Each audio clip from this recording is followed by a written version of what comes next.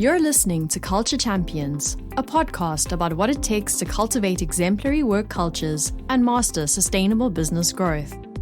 In each episode, host Zain Hasan sits down with business leaders and experts to bring you in-depth conversations on maximizing value and success in all aspects of your company. I'm super excited today because I've got a guest on that's really, I had the opportunity where even just chatting in advance, that's really changed my mindset around a number of things. And I think his story and his team's story is extremely inspirational. So with that, John, I want to welcome you to the show. Thanks, Zane. I'm looking forward to it, man. Yeah, we've already been off to a good start. The last 20 minutes has been fun. So I think just to frame up for our audience, to give them an idea on Whiteboard and on who you are, can you give us a 60-second overview on who John Tillery is? Yeah, for sure. So I grew up in Chicago, went out to school to LA for about 4 years, and then went back to Chicago, started in the insurance industry because I got a job there. Did that for about 5 years. Our agency was bought by Acrisure, and then my best friend in college, him and I decided to start an agency, and he brought in his partner that he was working deals with at the time at like a small mid-sized regional here in Southern California. And so we sold everything we had.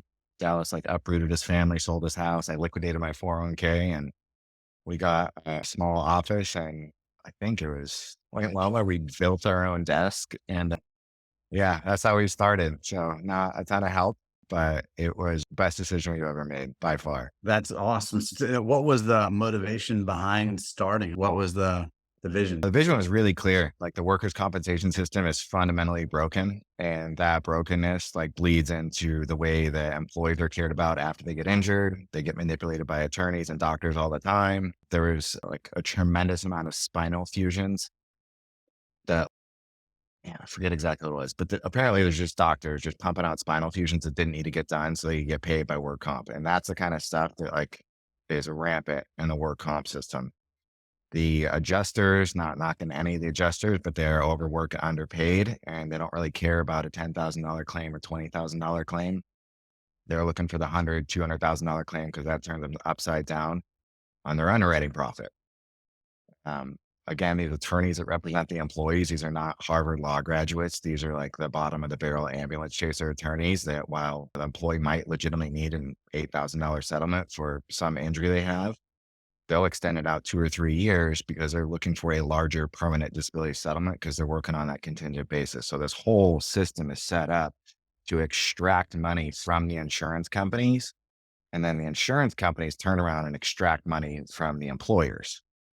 And so the system is fundamentally broken, and it's broken due to the misaligned incentives by all the parties in it. And then again, not knock at most brokers, but most brokers look at work comp as like the most benign coverage there is. Like you have it or you don't, statutory limits. And at that point, you're like, all right, what's your quote look like? You got 10% under, let me take that. But the reality is everything's driven by your claims activity. And so the claims process when it comes to the workers' compensation system is very complicated. And to do that effectively requires a deep, intimate understanding of the problem at its core. And so we've positioned ourselves as like the work comp experts. And I can say very confidently that nobody else in the country is doing what we're doing when it comes to work comp.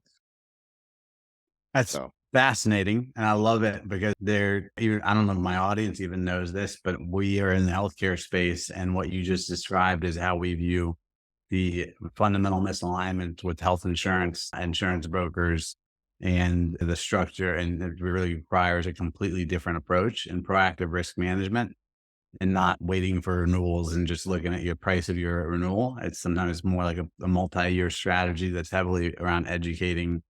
It's heavily education based, right? It's about, because even everything you just mentioned, I don't know anything about workers' comp, but I can appreciate it because of the fact that everything you just said is also rampant in the healthcare space.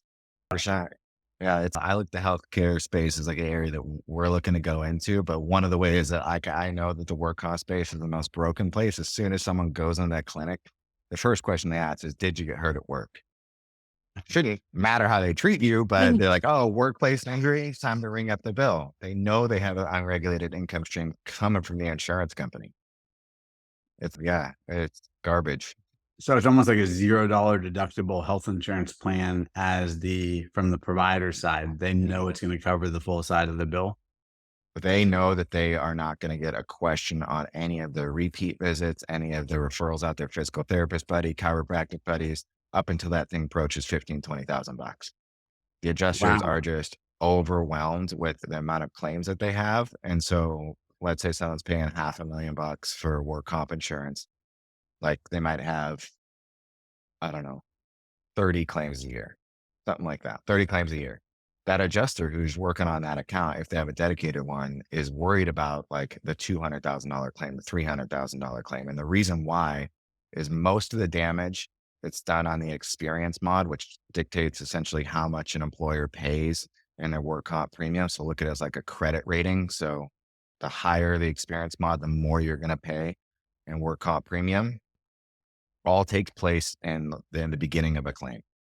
And so here in California, a company that pays $500,000, they have this thing called a primary threshold. This is probably getting a little too technical, but it's really important because it does go throughout the rest of the country. It just works a little differently.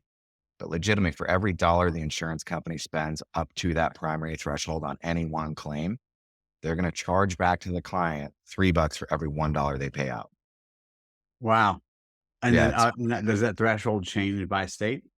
it changes by, here in California, it changes by the size and scope of the operation. So the larger, more hazardous the business, the larger that primary threshold. And NCCI states it's $18,500.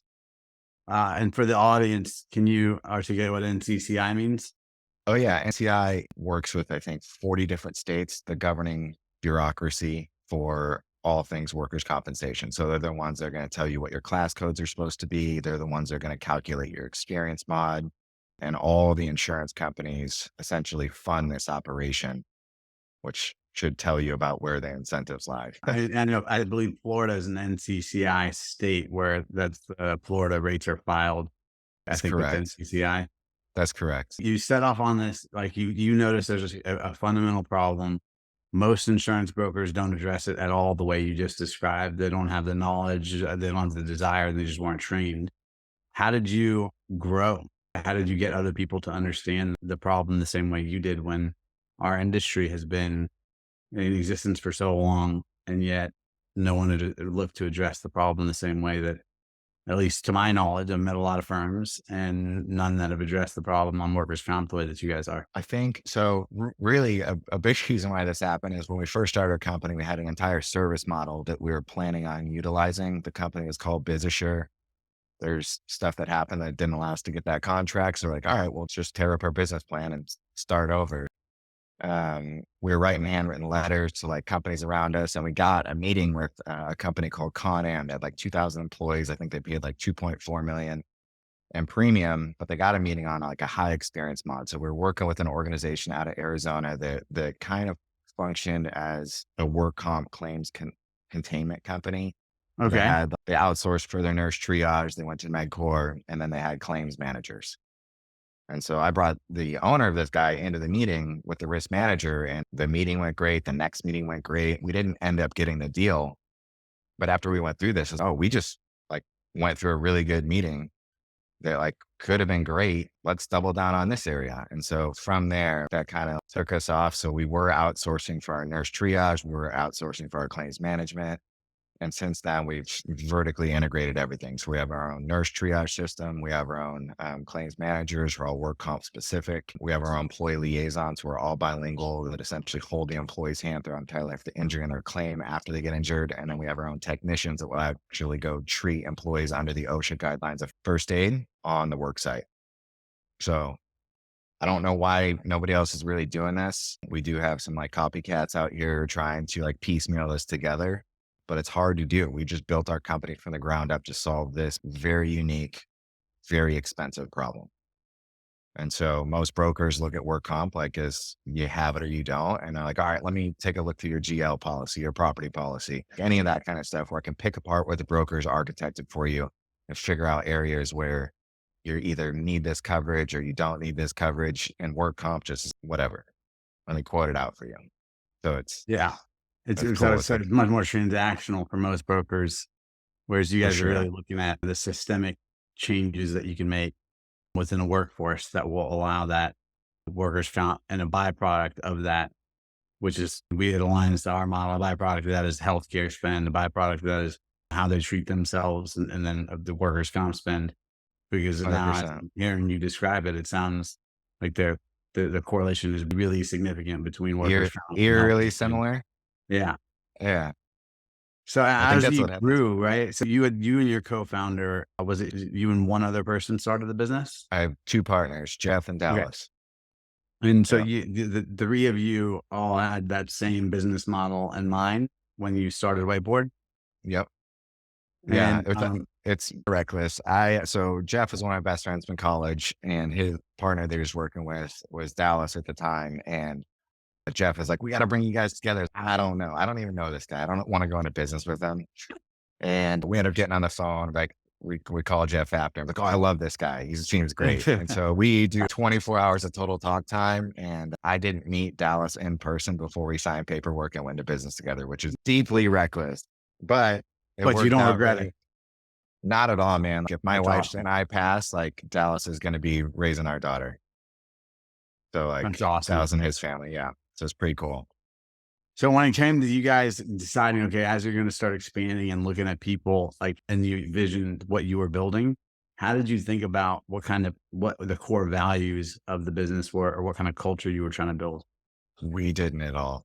That Okay. wasn't on the radar for us. Like once I think the first 5 people that like wanted to work with us, we were like, "Oh my God, you want to work with us? That's amazing." Like I don't know if you guys know, but we made these desks like out of like plywood and stuff.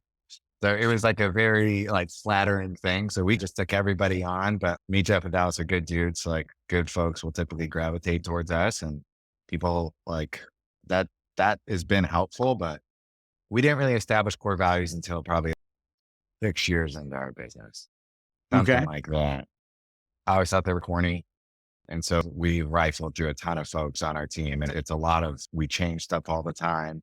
There was no expectations. We had no oversight. We had nothing. We were 3 sales dudes trying Yeah. to run a business with no money behind us. So like we knew how to go out and get sales, which is really good. And we knew how to like deliver our product and do that part. But when it comes to running a business, we made every single mistake that you could absolutely make 100%. So that's been the best thing on the planet. Like wins and learns. That's it. That's all it is. I love Every it. single L is like a way for us. So I'm 36 years old, been doing this for almost a decade, running Whiteboard, and I feel very equipped to do a lot of stuff now.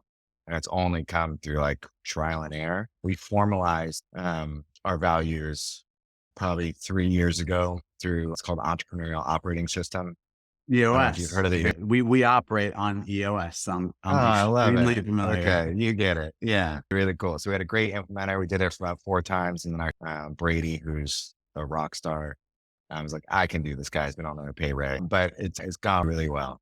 So No, that's awesome. As you've gone through, it sounds like and I certainly can appreciate, because I did every mistake you just mentioned as well. In fact, the big part of, even having this podcast was to learn from those that have already gone through it, and to make sure that we understand how do you retain that culture, both when you're growing inorganically and organically really quickly. And you guys are organically really quickly. So as you've made you talk about those mistakes, what would what if you look back and say that you were talking to a younger version of yourself before starting Whiteboard, what advice would you give them to focus on? Like, what's been the most impactful things that you realized were mistakes that you made? probably crystal clear expectations on both sides. Like that's paramount in my mind is like, all right, what are we doing here? Exactly. What exactly are we trying to accomplish here? And how are we going to know if we hit this? That would be a really important one. Another one would be setting timelines, not getting out and over so many, like just, we should stop chasing shiny things, like cool idea. That's like my problem is we'll have 100 ideas and 99% of them are hot garbage. One's really good. So you're And the so, visionary in the group, I take it. yeah, we all share that role, but I do most of the bad ideas. So for the audience, in the EOS model, it's the idea of a Yeah. visionary and then an integrator, and the visionary is really and I'm the visionary internally, and Yeah. it's You come up with a bunch of ideas. Most of them aren't great, but one or two are gold. And then the integrator is supposed to decide which ones are really gold and when to implement them. But For really, they sure. hear all of those ideas. And it's atypical from a CEO, COO kind of model. It's more of there's a role, and that role is the visionary, which just even from my personal experience, it took me a while to realize that's okay. I always felt like this need to be more than just a visionary until I got introduced to EOS. And I'm like, wait, there's actually a role Yeah, for this is what a we do, thing. for chasing shiny Yeah. objects. And Yeah. that's That okay. is, That's actually a very valuable role for because sure. 1 out of 20 ideas that are really good move the business forward. Yeah.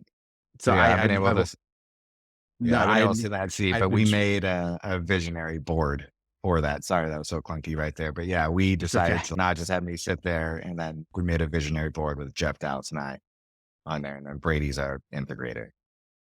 So I love it. As you guys have grown and now when you think about, okay, what kind of person, what kind of individual you're looking for, how would you define the type of people you're looking for? Intentional. That's everything. Tell me exactly what you want to be doing every single day, and let's figure out if we can architect your life a place here. That's it. Truthful. Be truthful to yourself.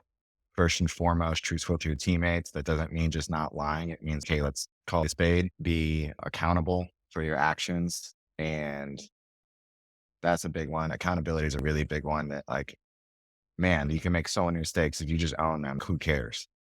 Who cares? So Well said. yeah, those are probably like the three core ones that we're looking for. Those are the important one. Yeah. So now as Whiteboard grows, how are you guys looking to, what's the vision since, and what is your, like how do you balance the intentionality of Whiteboard with any other hobbies or activities that you personally find interesting? Oh, intentional. Yeah. Like, how do we make this thing? Like, we're growing really quick. We have about 45 staff right now. And it's just been Jeff and I mostly doing the new business. Dallas was running the business, which was really nice. So we built a really good agency just off a couple brokers. We have a couple more that started last year that are doing really well. We're bringing on two more from Marsh, which I'm excited about. And yeah, I think we've put ourselves in a position because we don't answer to any shareholders other than ourselves to actually like wake up and do what we want to be doing. So I got to go to yoga every single day and like go to jujitsu and me and Jeff go golfing most Fridays. So it's like about whatever you're doing, be present, fully there and do it like excellently. Like you Yeah, I don't love like it. just do high leverage activities and know what your strengths are and surround yourself with folks that pick it through weaknesses and take really good care of them and figure out exactly where they want to go in their life and help them do that, help their entrepreneurial dreams, like all that kind of stuff. It's not like the whole thing isn't rocket science. It's just, hey, actually just give a shit. Try just giving a shit and it works pretty well. So I love what you just said because as much as it isn't rocket science, what you just described and went through about the really caring about the human being, that's what I'm going to articulate what you just said back, Yeah. but in slightly different words, which is care about the human being, figure out where they're trying to go. And if that, as long as it aligns, help them so that they can get there. And that philosophy is ingrained into what we do, but it's also as you've grown and let's say there's a situation where you have somebody that you realize is maybe they interviewed really well, they made it in, and then like, how do you ensure that you're keeping them accountable for being that kind of a person? And I guess Yeah. noticing if someone is not a fit. That is always a challenge. It's like that balance of how do you give compassion and grace and not be taken advantage of. That is a seesaw that like, all right, where do we draw the line here? People go through stuff all the time. And I think like the EOS model has been really helpful for us. Like all of like our management meetings that like filter through everything else, like all the weekly meetings that our team are doing, like creates a tremendous amount of transparency when it comes to expectations. Here are the 5 things that we need to get done to move the needle by next week. Are you good or do we need to discuss this? And so to have that kind of transparency on the expectations has been so valuable. So that's a good way to do it. And the other ones, like there's just a smell test sometimes, like, all right, this is not going the right direction. And I think because we've been doing this for a while, like we can sniff it out. It's like relatively easy for us to do that. You just start to see patterns. And obviously, you don't want to generalize and assume a bunch of stuff, but that's how we do a lot of stuff because that's how humans work. We Yeah. typically will take an intuitive feeling and then back it up by facts and logic, but it's always intuitive. Like you can feel it. So, Yeah. I love what we were talking about before we actually started this podcast. And now I'm going to translate there because in the core, right, we all have this core of who we are. And not if we've tapped into that and really self-reflected on who we are, then we can feel when something or someone doing something that's like outside of our core. It's an intuitive thought, right? Or that maybe it's an inner monologue, but that thing tapping on your shoulder to say you should hey, feel concerned. small voice. Yeah. Yeah, there's something there. Yeah, I don't even know if it's always in words. And I do think the issue with that is like not because a lot of times you've been burned in the past by someone, let's say. You don't want that to dictate your future. Like Right. we got sued 5 years ago by a friend of mine, which was like, really, I don't think I've ever felt that stabbed in the back, like ever. We ended up not paying anything because 3 weeks before she quit, she said, "Hey, I love you. Thanks for giving me some place to wake up every single day. Like I love my job. I'm so thankful I came out here." So we ended up not paying anything. But the point is, I could see that how like a business owner getting sued, getting taken advantage of over like 20, 30 years, like turned into some of my clients who were like, "Hey, fuck these people, dude. I keep getting sued. I'm trying to take care of them." Yeah. I totally get how people could get that way. And so I made the decision. You can't burn me enough. It doesn't matter. I'm going to stay open to like whatever happens. And that doesn't mean to not use discernment. It does mean I'm going to make sure that I'm staying open and not judging this next person by anybody in the past. Removing your But scar tissue. yeah, completely. Like that doesn't mean to be dumb about it, but it does mean every single person's different. Every situation is different. To have the discernment of that still small voice, other than that judgmental monologue, I think it's an art. I always say Yeah, I know. So how did you get so in tune? And I have a feeling this is part of the first 20 minutes. drugs, dude. Yeah. So tell me more. Let's talk Yeah. more about that. I would say 5 years ago, probably 5 years ago, I had a pretty profound spiritual awakening on psychedelics, on psilocybin. And ever since then, yeah, it's been like, how do I get back to that place? It's like the most salient, sober place that I've ever been. A lot of folks just use the word drugs, and I said that a little tongue in cheek, but these are Understood. Yeah. medicines. And the best way I can explain these medicines is we have a cancer around our soul, which is called like the ego. And most folks mistake that for themselves. And because of that fact, like if you can get through to that and understand who you are really, that changes your whole perspective on your relationship to yourself, your relationship to your habits, your body, even your ego, like your relationship to it, like where that stands, what it's subordinate to, and then obviously your relationship to everybody else. And so through that understanding of yourself, I think you can then understand people significantly better. And you can do that like psychologically as well. But I do think it ekes into the spiritual place. Like Carl Jung is a good example of seeing the merging between spiritual and psychological. And really what we're all looking for is wholeness. And that wholeness is really profound once you recognize that, okay, there aren't good and evil people in the world. There are good and evil inside of each one of us that manifest in different ways. And who knows what you would do if you were in that situation. So it's probably stop judging anybody for doing anything. Just understand that like that, if you were them, you would be doing the exact same thing. And so that right there is a very helpful place to make That's it. decisions from. That's probably one of the most profound and powerful comments I've heard in a long time. So Well, that's like, cool. I steal a lot of my shit, man. So hey, yeah, I read a lot. that's the best form of flattery. Yeah, 100%. So I try to read a bunch philosophy and psychology and some spiritual stuff. And I do think it serves me so I can actually show up and serve other people, which is the whole game in my mind. How do I I serve? I love it. So now, when did the spiritual moment happen? Like when the first spiritual moment? Because and how in tune were you with who you were before that?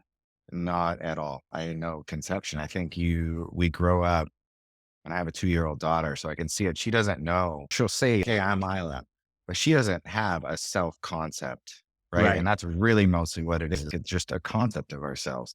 But if you look for, is there someone back there, like behind the eyes, sitting there, you're not going to find anybody. And it's hard for people to understand. Well, if I'm not that, who am I? It can get weird. It can definitely get weird. But that whole process of self discovery is like where all the gold is. So I had that experience 5 years ago. But before then, like I'm an entrepreneur. I play Yeah. basketball. I'm a funny guy. I'm a Even sales homie, like all that kind of stuff. Is you have all these titles about you. And like you go to other people to validate what you think about yourself. Okay, I'm this person. You're not seeing me this way, so I need to convince you you're looking for that confirmation I'm this. bias, right? Yeah, for sure, at all times. And so going through that experience and then doing my own meditation practice, I've recognized, okay, I'm not anything that I'm feeling. I'm not anything that I'm thinking. I'm not anything that I'm seeing. I'm not my body. Like I'm not any of those things. I have all these things and I get to use them all, but I'm like the thing that sits behind and experiences everything. And that's what we all are. That's all we are. And I think that's not the inner monologue. That thing's watching the inner monologue.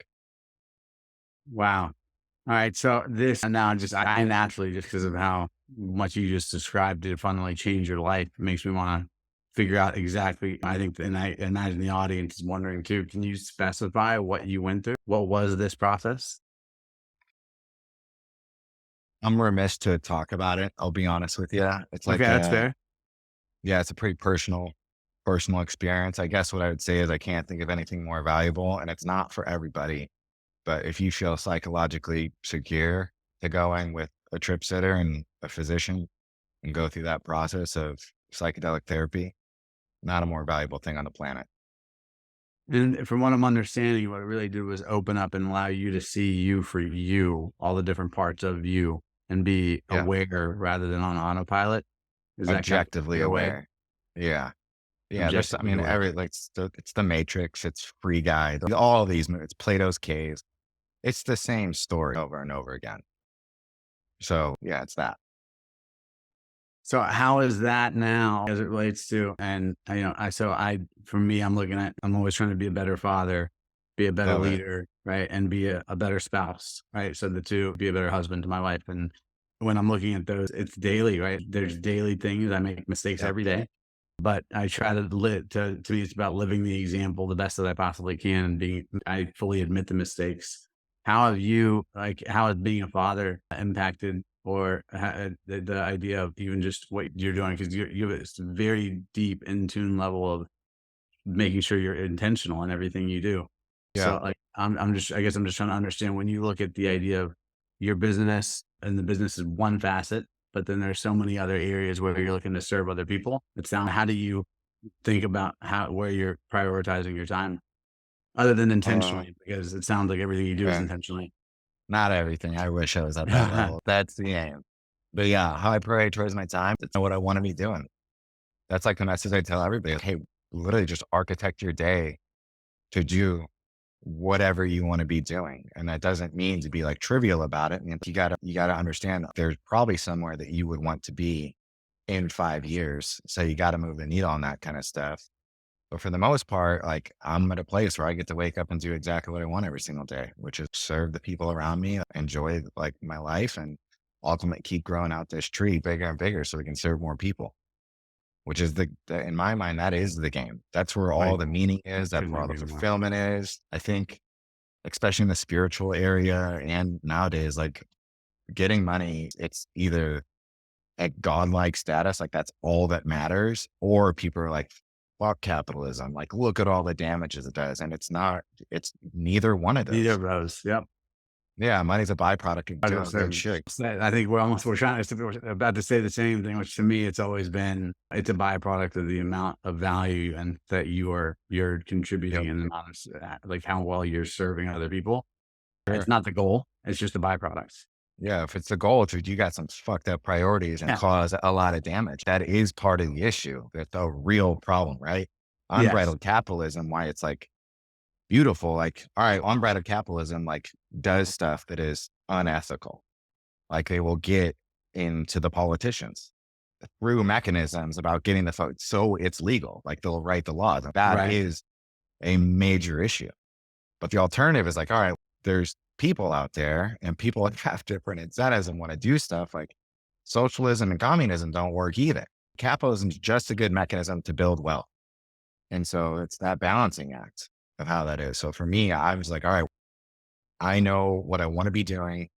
I know that our, like what we've built delivers like radical value to our clients, which is really cool. And so they're going to pay us good money to do that. How do I use that money to double down and keep building, keep providing value, keep serving? And so that's all goes back to the goal. Service to others. It's not about me or you. And that's where meaning's found.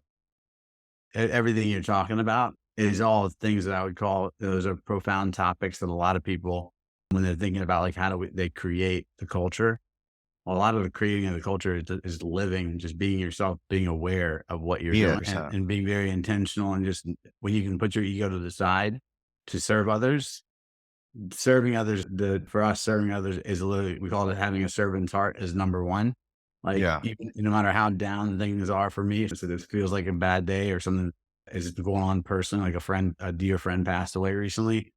Serving Gotcha. others is always has always been the solution for me. It's like when I serve somebody else, I get out of my own head and focus on helping someone else. Whether, and that doesn't mean serving someone else necessarily in any way that's near the same passion. It could be just serving someone else from a business perspective, but it's helping their business. It's just knowing that I'm 100%. helping somebody else. And that's always been like, I guess my default is like, okay, if I'm not feeling great, go serve somebody and then I'll feel better. Love it. Love it. Yeah. That's perfect. That's exactly how this game is set up. Is we are always looking for like a good example. Most people, if you had 3 wishes, what would they be like? I want to never have to look at my bank account. I want to have a beautiful partner who never thinks I'm an idiot, like a few other things. And like, but that would all be great, but you're really looking for the same thing because we're looking for peace and joy and enthusiasm. Everybody's looking for that, but we think that the things going outside is going to do that for us. But no. What actually does that for us is service. Like you asked about now that I'm a father, like how does that do it? Like I was reading like how to be a good dad, like all the books on it. And I started doing that. I could put it on where it's like, hey, just pay attention. Just pay attention. Pay attention. Keep other good dads around you that you trust. That if something happens, like, all right, I had this thing happen. Let me talk to you. That's really what it is. Just pay attention to what's in front of you and understand it's not about you. Not about me. It's never about me. And just keep doing that. And like, you will feel happy. You will feel joy. And happy and joy just sound like trite platitudes, but they're not. That's what we're all doing at all times, just trying to get back to that state of like youthful happiness where you like were with your homies when you were like 12 and 14 making jokes and no cares in the world. That's what we want. Yeah. Those moments. So is that when you think about your business partners, is that like how, are they, is that the definition of the business of your business partners? They are like, when you look at the idea of surrounding yourself with people who are who you want to be, is that kind of how you've looked at building the team? 100%. Yeah, 100%. Like my business partners and my brothers, I love them dearly. Like we've been courted by some companies to buy us like a few times now. And my buddy Jeff said it best. Hey, what are we doing? Like everything's perfect right now. Like life's perfect. Like it's really good. Like we're in a great position to help a ton of people. Obviously, there's a bunch of shit going on in the world. So when I say life's perfect, like that kind of a tough pill to swallow for most folks. But like for us, like it's good right now. And I can't do stuff on the other world. So I'm going to figure out what my sphere of influence Yeah. is and what I can actually control and fuck the noise. Like not that I don't care about it, but I can't do anything about that. So what's in front of us right now and how can we expand that? And eventually that can get pretty big. There's a lot of people on this planet who have grown that and actually done a ton of service. We live inside a miracle. You hear people complain about this, but like this, it's staggering numbers, man. Like 200,000 people every hour being connected to clean water. 250,000 people are being connected to the like electric grid. People are being lifted out of abject poverty at a blistering pace, but you don't hear about it. Right. And so, yes, there's all this stuff going on in the Middle East right now, Ukraine, all that kind of stuff. But It's been going on for all of human history. It's probably going to continue for all of human history. So as opposed to complaining about it and being sad about it, go try to make the world a better place. I You love go it. do it. You just go do it. I think the focus on, but the biggest thing is that I take away from what you just said is, at the end of the day, what you can control and what you can't control are two completely different things. And letting something you can't control impact how you feel and what you do is the opposite of being productive or creating value. Whereas focusing on what you can control and making that positive, it doesn't, we can't control anyways. So there's nothing that we can do. And sitting around and being stressed out about it, I think it was an Adam Sandler quote. It was like, stress is like a rocking chair. It gives you something to do. It won't get you anywhere. Yes. Perfect. Perfect. Yeah. And that's the exact mentality to me. It's just reminding myself of what I can control and what I can't control. And what I can control is my actions, my behaviors, right? What I'm doing, my time and my impact. I can control that by hearing from other people of whether or not my impact is meeting what I'm hoping it's meeting. Love it. Yeah. It's perfect, man. It sounds so. You guys have grown really rapidly. I'm excited to have had you on. This is a really good segue to just being able to understand the growth, both the purpose of your business, but so much is revealed through like the fact that to you, when you said it's art, some science, it's really just being you, right? So it's finding the right leader and then following that right leader. And for you, your team, it sounds like you and you're self-aware enough that between you and your team, you guys sound like you've got a great leadership team.